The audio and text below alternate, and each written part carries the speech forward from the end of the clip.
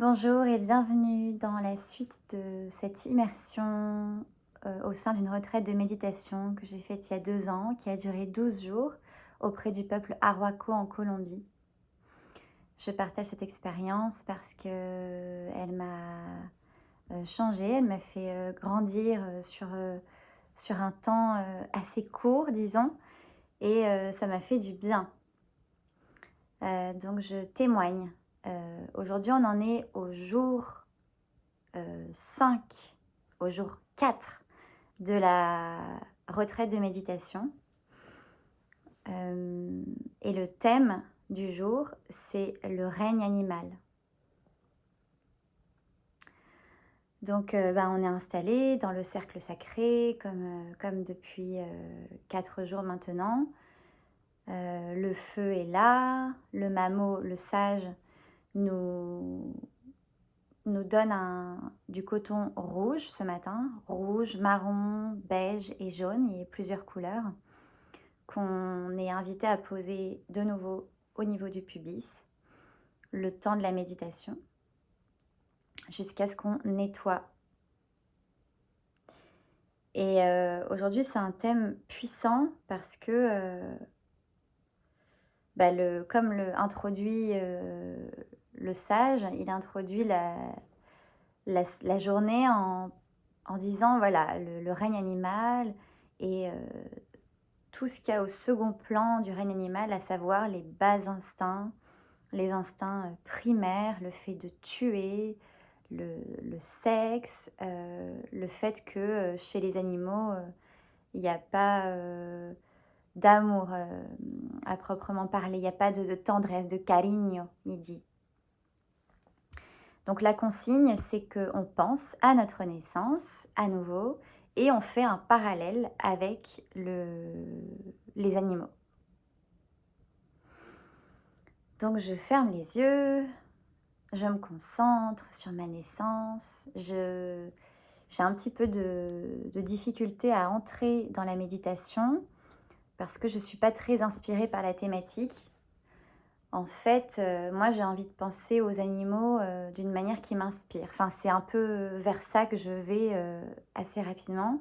Donc je me concentre sur les animaux, je pense aux animaux, sur la manière de vivre et le fait que tout ce qu'ils font est motivé par la faim, la chasse et le sexe aussi. Donc la faim, le sexe, 2 sources de plaisir qui sont provoquées par une nécessité, l'instinct. Et je pense à l'instinct de survie aussi qui est partagé avec les humains. Je pense à moi qui suis partie de Paris grâce à cet instinct de survie. Et je pense au fait que les animaux ne connaissent pas la dépression. Et je questionne et je dis pourquoi ils ne connaissent pas la dépression, les animaux. En tout cas, l'image que je m'en fais à ce moment-là, peut-être plus les animaux sauvages, parce qu'ils n'ont pas d'attente. Ils vivent. Simplement, ils vivent. Je pense aux rats qui pratiquent le sacrifice pour la survie de tout un groupe. Je pense aux fourmis qui travaillent dur en coopération et aux animaux sauvages qui ne réfléchissent pas avant de tuer, comme certains humains. Et là se trouve le point commun entre l'homme et l'animal. Mais sauf que l'humain, il a la faculté de penser et de dialoguer, de trouver l'entendement. Je pense à la personnification des animaux par l'humain. Toutes les phrases, les expressions avec des animaux. Je repense à cette citation que l'homme est un loup pour l'homme, un loup. Je repense à être têtu comme une mule avec le fait que c'est mal vu par la société d'être têtu. Alors que je trouve que assumer et connaître ses opinions et y croire, c'est aussi une très bonne chose. Je repense aux fois où j'ai lâché mes propres idéaux parce qu'on m'a qualifiée de têtue, alors qu'au fond, pour moi, il y avait quelque chose qui m'affirmait que c'était juste. Et je pense au fait qu'on se laisse décentrer par l'envie des autres d'avoir raison. En tout cas que moi, ça m'arrivait beaucoup par manque de confiance en moi. Et où après coup, je me disais, mais non,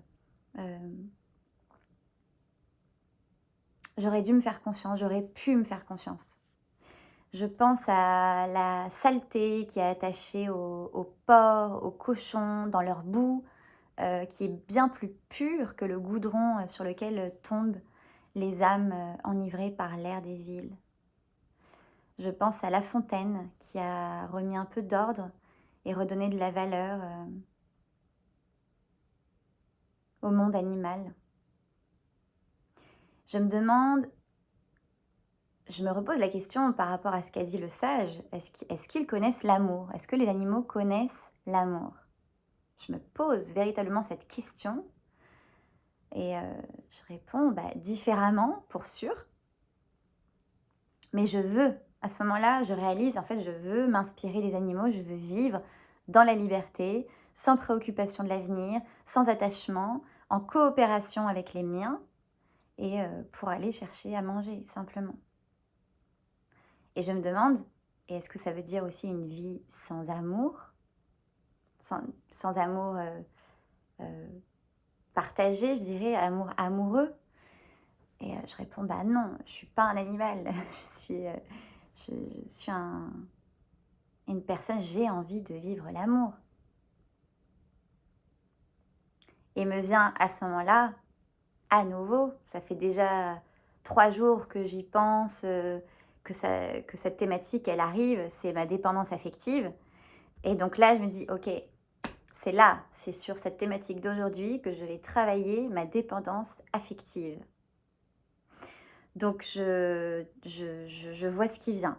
Donc je me pose la question, pourquoi est-ce que j'aime l'amour? Pourquoi est-ce que j'aime être amoureuse? Parce que ça me fait vibrer, parce que je me sens vivante. Et j'ai peur que sans amour, je veuille mourir à nouveau. Ok, mais ça signifie que parfois je reste attachée parce que j'ai peur d'être seule et de ce fait de tomber en dépression. Et c'est pas une bonne raison pour aimer ou rester attachée. Ok, je me fais ce constat et donc rester seule et apprendre à aimer ma solitude, la chérir, laisser les portes fermées ou les fermer moi-même pendant ce temps de solitude choisie.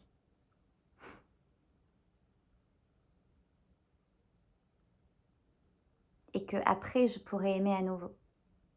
Là, je sens mon ego à l'intérieur, la partie de moi qui se rapproche et qui me rappelle mes peurs, qui me rappelle un vœu de célibat que j'ai fait dans une vie passée, qui me rappelle ma peur de finir seule ma vie.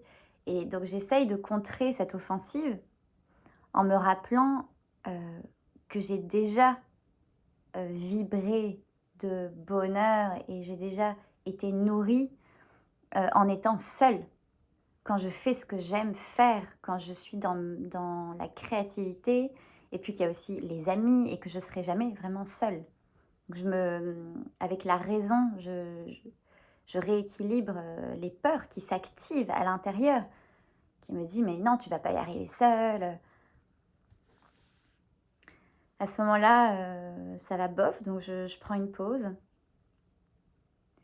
Et quand j'y retourne, je vais chercher quelque chose. Donc quand je retourne en méditation, que je referme les yeux après ma petite pause, je sens Alma, mon âme, qui d'un coup, j'ai la vision d'un arbre et je comprends que c'est mon arbre de la solitude. Il est là, il est devant moi, il est beau. Et donc, je formule à l'intérieur de moi-même que je veux planter cet arbre et je veux en prendre soin pour qu'il pousse, pour qu'il fleurisse. Et que je m'apprête par là, en choisissant cette solitude pendant un temps, à pouvoir partager sainement avec une autre personne. Je sens à nouveau un blocage. En fait, ce sujet me fait affronter un vrai loup. Je me demande si je décide de travailler cette question parce qu'on m'a dit un jour que je donnais trop d'amour. Et finalement, non. Je fais pas ce travail parce qu'on m'a dit que j'aimais trop ou parce que l'amour semble prendre trop de place dans ma vie. Je le fais parce que j'ai moi-même remarqué que je me perds dans les relations amoureuses. Je perds mon identité, ma notion de limite, ma liberté, euh, ma force pour ne pas avoir d'attente et la notion de ma valeur. Je cherche la valeur dans les yeux de l'autre, je perds confiance en moi et,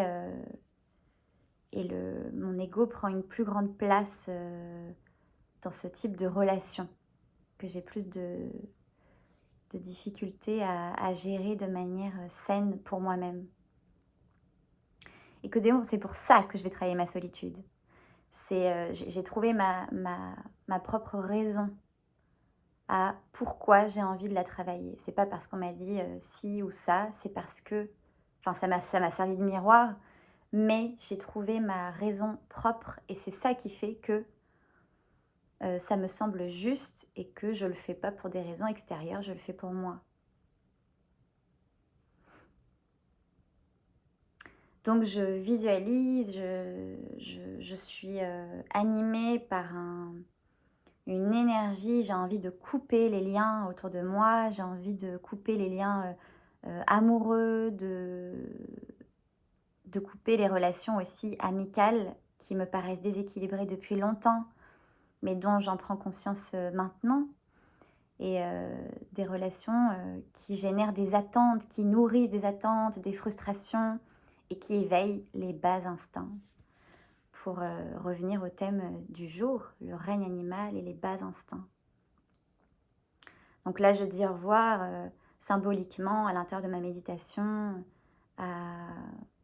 au dernier amoureux en date, qui date de mon voyage. Donc c'est un Argentin et je lui souhaite de trouver du bonheur sur Terre parce que je trouve que des personnes comme lui sont importantes sur Terre. C'est des miroirs ambulants qui, moi, m'a fait beaucoup grandir. Et donc, je reste sur une note d'amour. Et je tiens à nourrir cet amour et à reconnaître ce qui m'a fait grandir, qu'il n'y a que comme ça que je me sens en paix avec le fait que ce soit fini et qu'il n'y aura pas de suite. Donc j'ai envie de poursuivre mon cheminement de pensée jusqu'à tirer une conclusion, une résolution positive et avec laquelle je me sens bien et en confiance. Et donc je me pose la question, comment est-ce que je nourris mon arbre de la solitude? Et là me viennent quelques éléments de réponse, comme je garde mon énergie sexuelle pour moi. Quand j'ai un doute sur une situation, quand c'est pas évident, eh ben j'y vais pas. Je ne projette pas dans l'avenir ou dans l'autre des choses qui viennent de moi. J'applique ma routine chaque jour dans la mesure du possible, dans un respect de mon rythme. Je chéris ma solitude activement. Je trouve ce qu'il y a de bon dans la solitude. Je le fais en conscience et je récolte les fruits et je fais ce que j'aime. On arrive à la fin de la première étape de la matinée, de la méditation et je me sens prête, je veux chérir mon arbre de la solitude avant de rencontrer quelqu'un. On passe à la deuxième étape. On fait une petite pause, on boit une petite tisane avec du sucre parce qu'on est à jeun. De la panela, c'est une plante aussi qui leur sert de sucre là-bas. En Colombie, ils boivent ça avec les repas. Ça leur fait leur apport de sucre quotidien en fait. Sinon, ils ne mangent pas de source de sucre, en tout cas beaucoup moins, et pas dans la jungle en tout cas. Et donc on boit cette petite tisane sucrée et on part dans la limpieza, le nettoyage. Donc on nettoie tout ce qui est bas instinct qui sont associés au règne animal, aux animaux. Donc je me concentre, je pense aux situations où j'ai été traitée comme un animal et où je me suis moi-même comportée comme un animal. Et je commence à nettoyer. Donc pareil, c'est le petit mouvement circulaire au niveau de la poitrine qu'on active. Et je commence mes phrases par je nettoie et je laisse venir ce qui vient. Et les choses viennent. Je nettoie. Je nettoie la tristesse des moments où on m'a écrasée comme l'humain écrase les insectes. Je nettoie la pression que je peux mettre énergétiquement sur un papillon dont j'aimerais qu'il vienne se poser sur moi. Je nettoie la pression humaine qu'on peut mettre sur un escargot, qu'on fait participer à une course d'escargots. Je nettoie ma tristesse causée par les pics de serpents, de scorpions et de vipères provoqués par les complexes d'infériorité des individus. Je nettoie ma peur provoquée par les rugissements de lions avides de marquer leur supériorité présumée. Je nettoie la négativité en moi causée par tous les comportements bestiaux que j'ai subis. Je nettoie la culpabilité des moments de sexe sans consentement véritable. Je me pardonne d'avoir reçu cette phrase sociétale comme un comportement à adopter. Parfois, il faut passer à la casserole.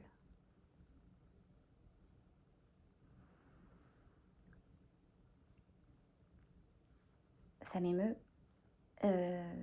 Ça m'émeut en fait la tristesse de ça en fait, de ce type de phrase. C'est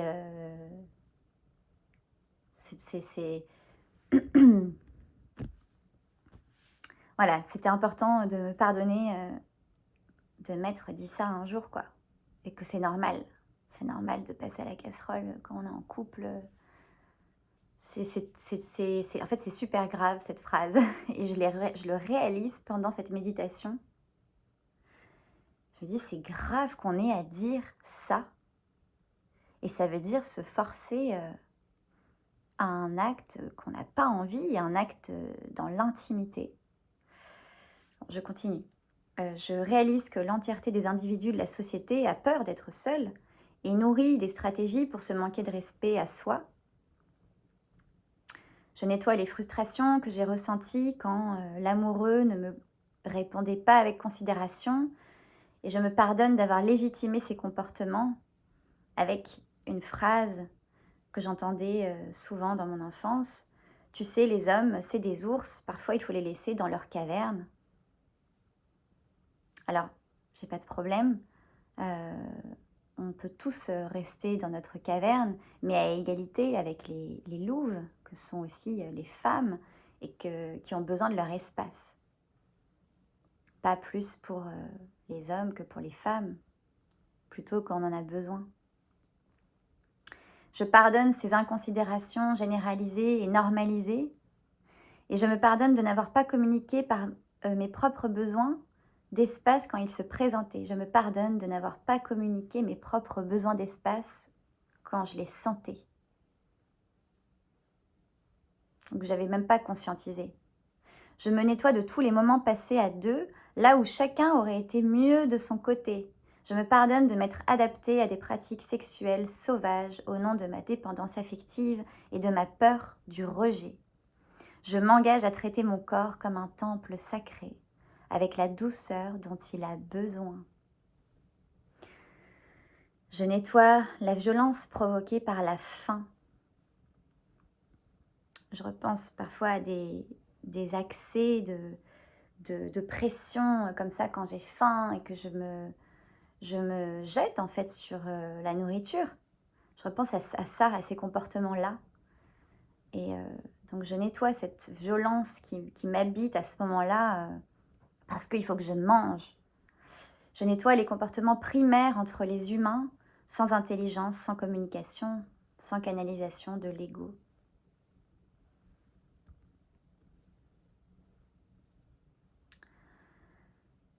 Je repense à un film qui m'a marquée. Je ne l'ai pas regardé parce que c'était vraiment désagréable à regarder, J'ai pas envie de le citer, donc je sais pas trop, comment en parler là. En tout cas, c'est une chaîne humaine réalisée, une chaîne humaine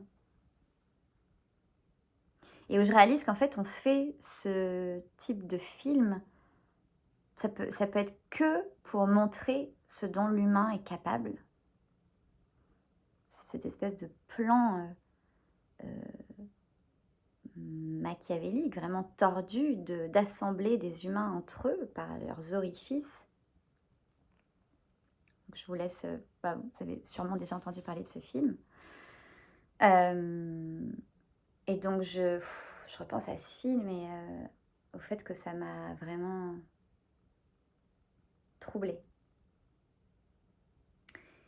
et me vient que les démons semblent habiter davantage les humains que les animaux, quand on sait que l'humain, moyen a la capacité de se contrôler. Enfin, l'humain a la capacité de se contrôler. Et la deuxième étape se termine. Moi, ce que je retiens de cette matinée-là, c'est c'est surtout les comportements sexuels non véritablement consentis que que je veux désormais bannir de ma vie. Et les situations aussi où je m'ensauvage parce que je subis une pression, soit ma propre pression intérieure, soit celle des autres, mais parce que je leur laisse de la place et que je veux plus, perdre mon calme, me sentir, ensauvagée, mais ensauvagée, dans un sens de perdre le contrôle, pas dans un sens enfantin, parce que j'aime le terme de sauvage aussi, heu, comme peuvent l'être juste les enfants dans l'innocence, dans l'expansion, dans le sauvage, de la nature et et là, en fait, je me sens le besoin donc on sort de la méditation, on fait un cercle sur soi-même pour sortir de l'état méditatif.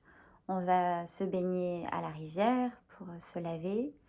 On déjeune et ce jour-là, je me sens, vraiment le besoin de me retrouver seule et d'aller, dans la montagne avec mes petites peintures, l'aquarelle pour peindre et je me recueille dans la montagne en tête à tête avec,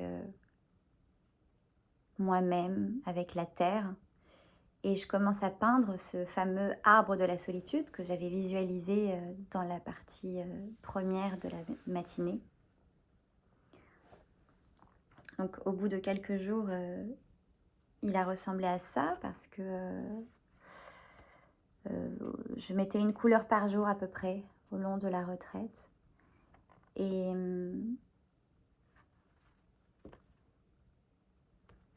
et j'ai ancré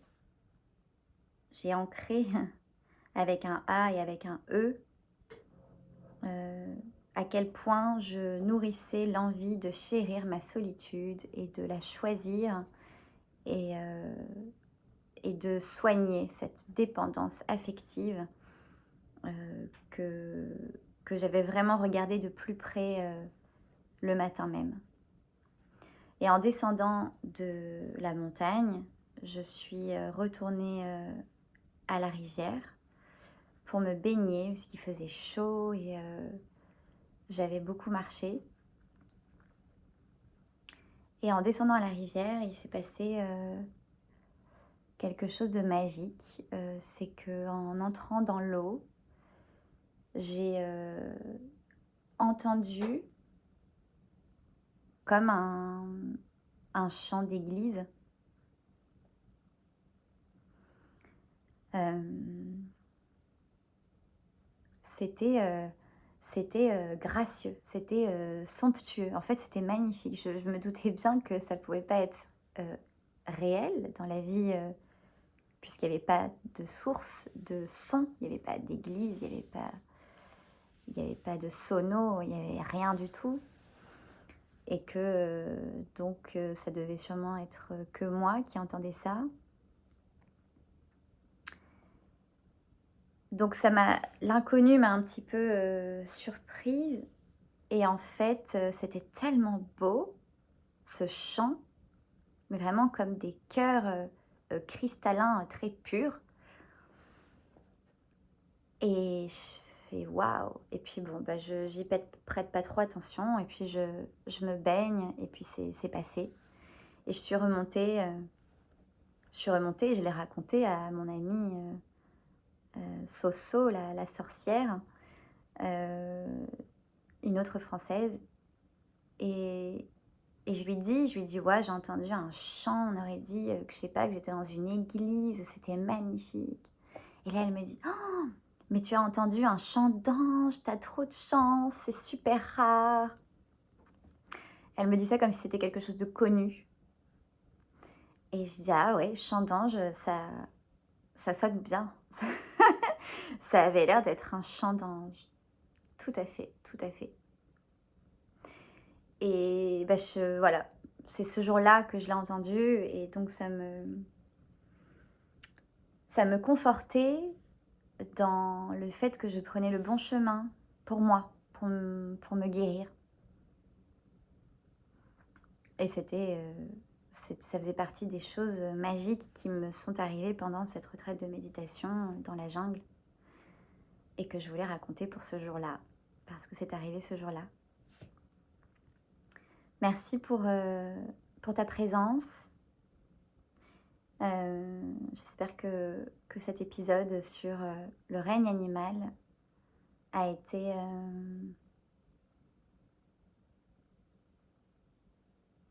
un miroir intéressant chez toi. Et, et je te dis à la semaine prochaine pour la méditation sur le thème des pierres avec lesquelles, au niveau de l'humain, on fait un parallèle avec les os, les pierres, les os. Merci et à bientôt.